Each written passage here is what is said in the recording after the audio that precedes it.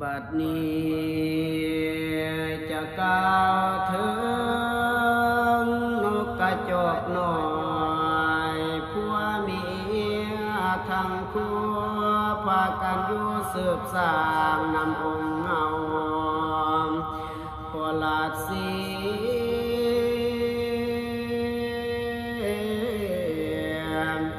นกทั้งสองคู่นี้อาศัยอยู่อาสวมวันฤาษีทรงธรรมความเพียรดอกสินสางอาศัยคนข้างเจ้าพาฤาษีนั่นสอนสั่งเหตุห่วงหังเพื่ออยู่ส่วนสองหน่อยได้อยู่นอน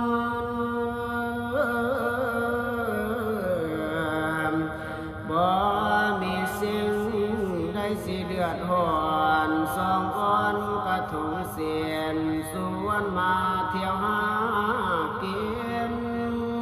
ดอกลวงพวงไม่ตกมาวันหนึ่งใดก็เลยเอาต้นเขาแห้งไปในป่า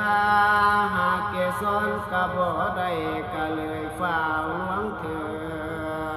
งเห็นสะเบิงใหญ่กว้างก็หากมีดอกบัวบานในนานปฐมหลวงหากแบ่งบานสู่การนกทายานบินเข้าวังสิเอาสอขาบเนื้อไปฝากเมียอยู่บ้านยามคอยคำจวนนั่นล่ะนาโยมเอ้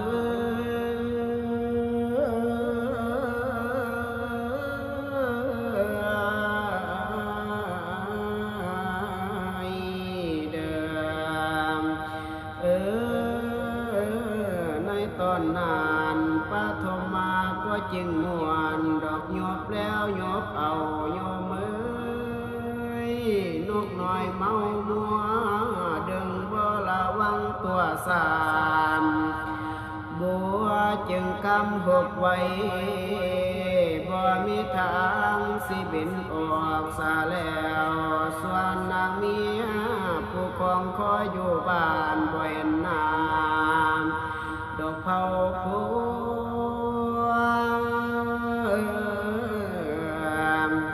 พอเมื่อเดิกสักใส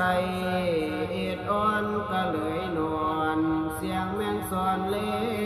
ไหลสนั่นในดงดาวลาติการเห็นเจ้าอาลุนใสแสงสองมาแล้วเห็นแสงทองโผล่ขึ้นภายเพื่อนแผ่นสุดท้ายใน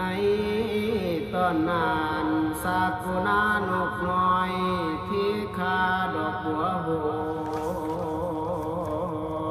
พอดอกบัวบานไข่ปองทางก็เห็นสอง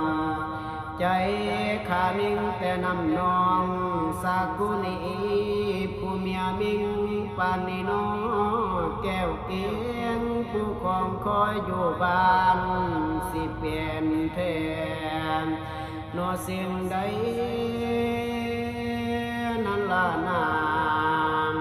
โยมเอ้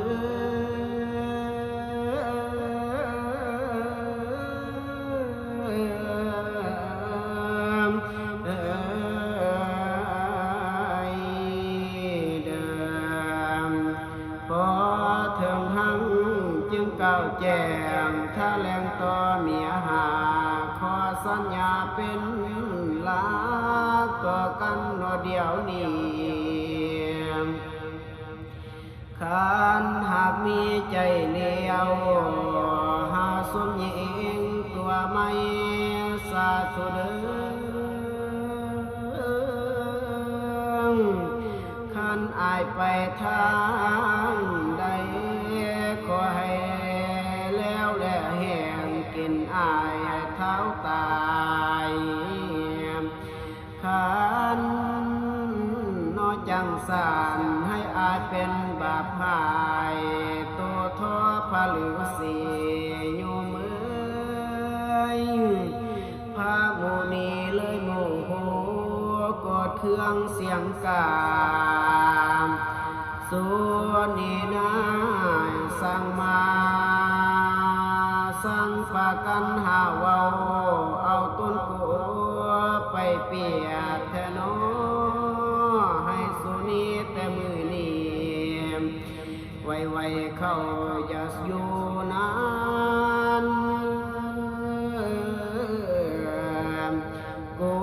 ลำคาญขี้ขานสิฟังเรื่องสุดเทียงการให้อาศัยคนค้างมาสั่งจะหาเรื่อง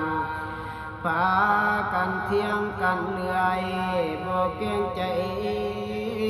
พอน้อยสักกุณานกน้อยก็เลยโกมดอกสังลามลูกทั้งสองนี่ได้มาพักอย่างก็นานยิ่งหนักหนาลูกสิมาขอสัมมาอ่อนยอมพระองค์ท่านความต้องการขอหวังให้นี้ไปก็บ่ว่าดอกพอลูกสิขอสัมมาบอนใดที่ผิดพังอภัยทนอย่าเสียสังโปรดประทานโทษลูกบางสองอ้อนขอวอนขานนมัสการพระมุนีแล้วขับลงสามข้างลูกทั้งสองสิพากันไปแปลงสร้างห่วงหังอยู่ทางไม่ในข้างนั้นฤาษีก็ยินได้แถมถ่ายทรงพรนกผัวเมียก็จึงถอนลูกอ่อนออกเดินทางลูกก็เบ็นบ่ทันแข็งยังอ่อนแห้งโหงพอปากคลองเอาต้นเขาดุงเหลากลางเหลาเถิงกลางเหลาและป่าอ้อก่อหญ้าและป่าแคมบอนสถานที่นั้นพากันทำหังเขื่อนซับซ้อนสอนวางเหตุให้คือคนค้างพาฤาษีฝอเจ้าอยู่ทางเข้านั้นย้อนลง